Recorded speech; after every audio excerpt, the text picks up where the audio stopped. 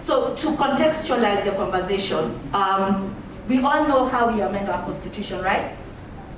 So Wachira said the constitution does 4 things, and that one of those things is to say how we change it.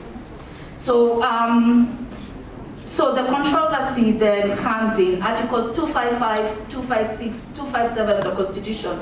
If you pick up that Constitution you've been given and look at those 3 provisions, they are the ones that detail how do Kenyans change their constitution. And so the Article 255 says the items listed under Article 255 cannot be changed unless we have a referendum.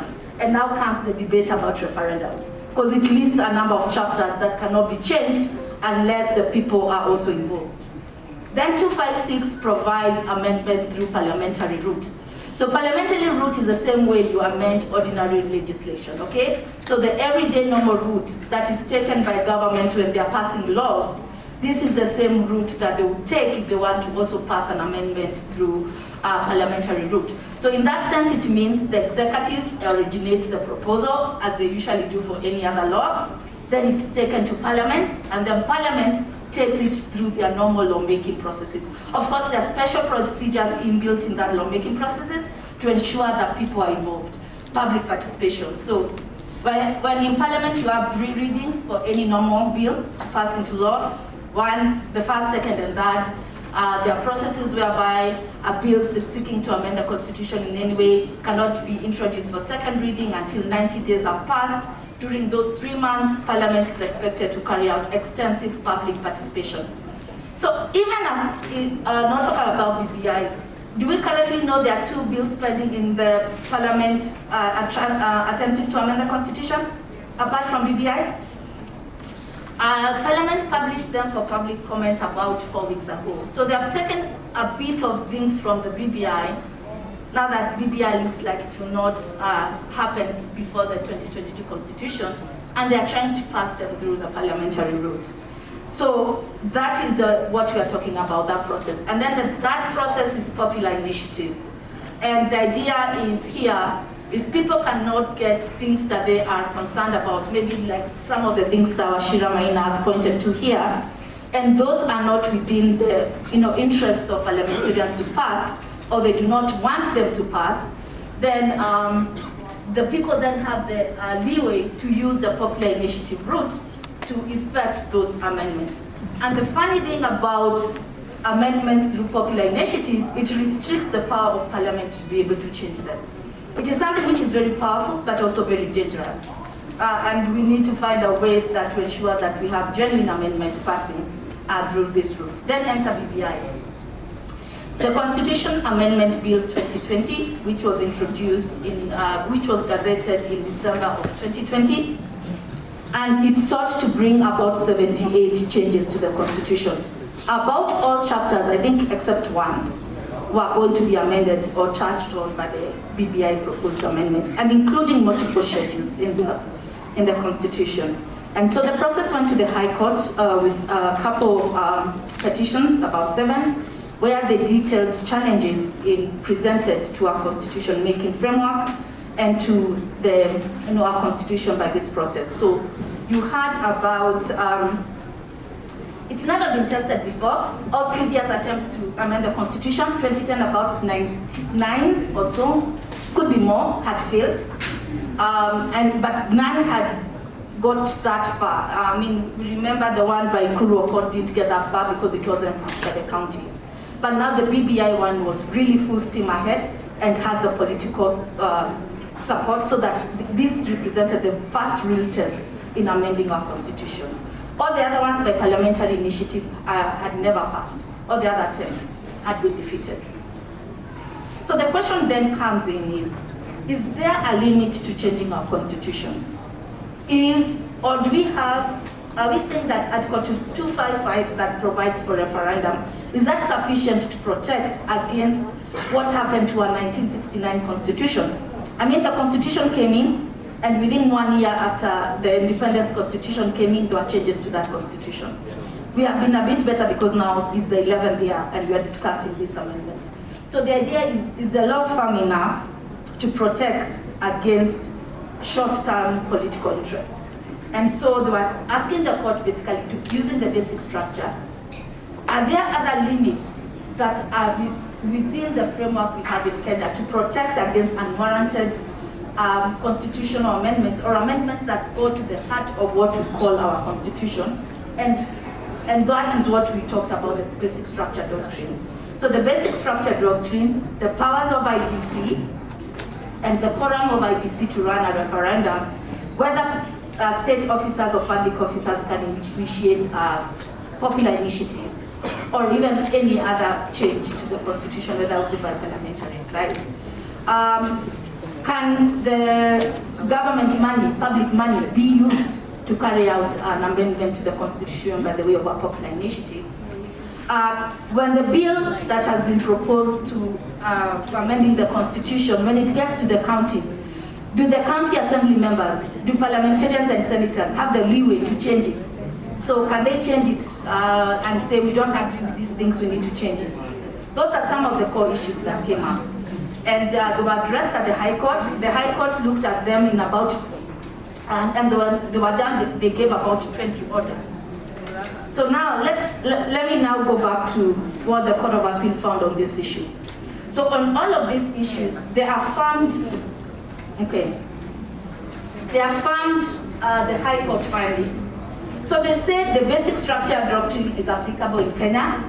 So basically, they say there's something not within the law, within the text of the law, which they call the basic structure doctrine, that limits the power of Kenyans to amend the constitution. So basically, you cannot amend the constitution to destroy it. You can amend the constitution to improve it. If you're trying to amend it to destroy it, then the basic structure doctrine comes in. So basically, they're saying, like the way the BBI was proposing about 78 amendments, those are so many, and some of them were very strong, and they went to the heart of what we call this constitution.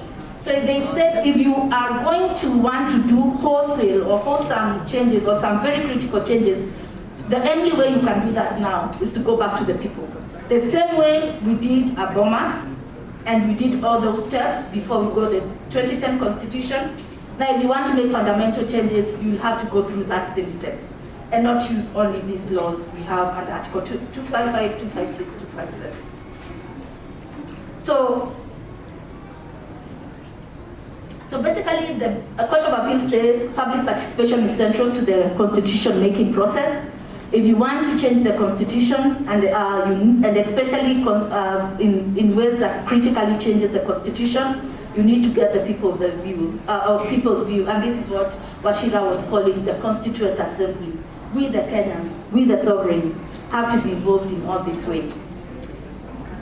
So they did concur with the High Court that the president can be sued for not doing something that is required to do under the Constitution, or going outside the Constitution in doing something. So he's bound by the Constitution. So whenever he does something that is contrary to that constitution, he can be sued in a civil capacity. So still supporting the High Court argument that he cannot be prosecuted in a criminal way, but he can be sued in a civil manner. For criminal offenses, they will have to wait until he's out of office. Then criminal proceedings can be instituted once it is out of office, but not when he's a sitting president. So the president cannot initiate any changes to the constitution, especially by the way of a popular initiative. That is restricted to the people.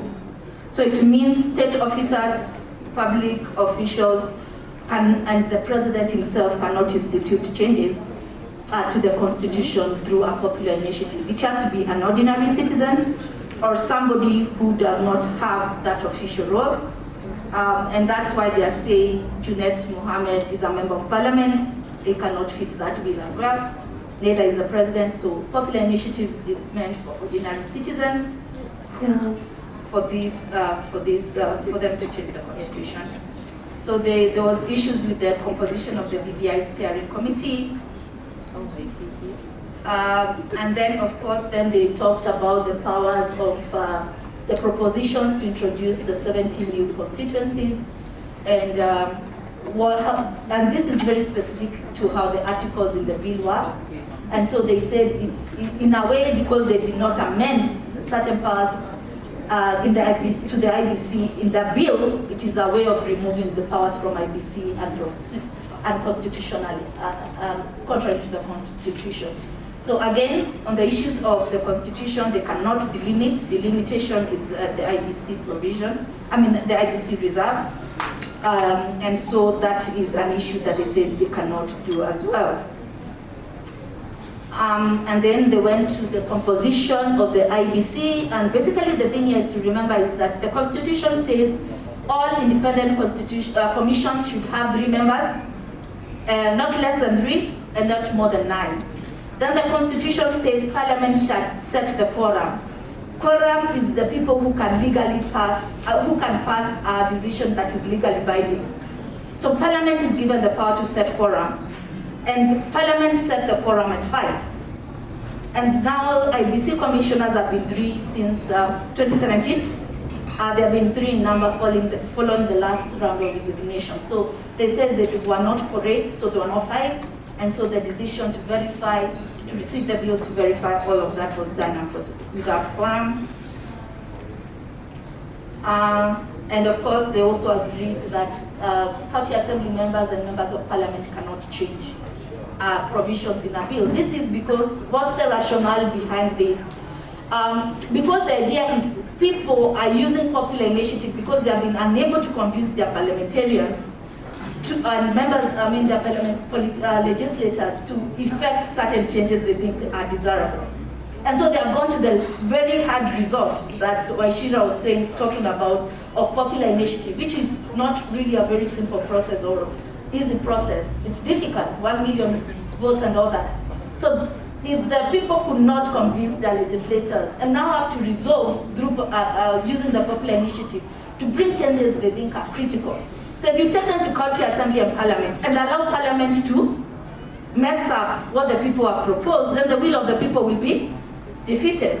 So that's why they said once the bill gets to parliament and county assembly, the provisions cannot be changed, only to deal with typos and other grammatical issues. That's the only thing that they can deal with, so that the sovereignty of the people is protected. And now I will just very quickly go to this is IBC and the procedures they need. And the conversation under that point 13 is really around whether there's a law to govern amendment of the Constitution through popular initiative. This is why you would hear the government side lawyers talking about that Article 255, 26, and 257 are self-sustaining. They are self-explanatory. We do not need another law. But before Parliament, there are 2 bills. There's 2 bills talking about the referendum bills that are proposed to give a way of how we run our referendums. And so there is a recognition by Parliament to some extent that we need to actually provide more steps and procedures to detail how we run this process. So IBC, because there's that gap, did these administrative procedures and passed them to guide them in how they process popular initiatives. And the court said they were not done in the way that they're required to be done, and so if they use these procedures to pass the BBI bill and to verify the signatures, then that's flawed as well. So in essence, therefore, they said there's a permanent injunction. So at the moment, BBI is dead unless the Supreme Court says otherwise, because there have been discussions that this might be proceeding to the Supreme Court. So the conclusion is that the bill cannot proceed and it cannot go to referendum. It's totally defeated unless they start the process afresh in a manner that respects the law. Then there are some peripheral issues as well, and this is because President Uhuru Kenyatta had been found to have violated Chapter 6 of the Constitution for allowing an illegal process to go on. And that was the BBI process. The court said he also should get the same rights that all citizens have to fair process and the right to be heard. And so they said he was not served with papers, court papers. The High Court case went on without his representation, and therefore, to be fair, they could not allow that finding because he was not able to be given a chance to defend himself. So that was overturned. It was also overturned. The High Court had said that because we have 78 proposals to amend the Constitution, for it to be fair and for you to get the true will of the people, you need to have each question set aside and the people should say whether they agree on that proposal or not. And the court refused that. They said that would be a very onerous task on the part of IBC to set out 78 questions. They said it should be a binary question, and the binary question means yes or no. So you're given the bill, then you go to the ballot and tick yes or no. And so they said, because it is too difficult to have 78 questions in one, and people to append their decision on each. And so they also did not agree that the BBI steering committee was an unlawful body. They said the president has the power to set out commissions of inquiries. He has the power to establish bodies to advise him on policy. And so they felt that the BBI steering committee was legitimate exercise of presidential power to advise on policy. And so for that, they say for them, the BBI steering committee was lawfully set up. So I will leave it there unless there's a question.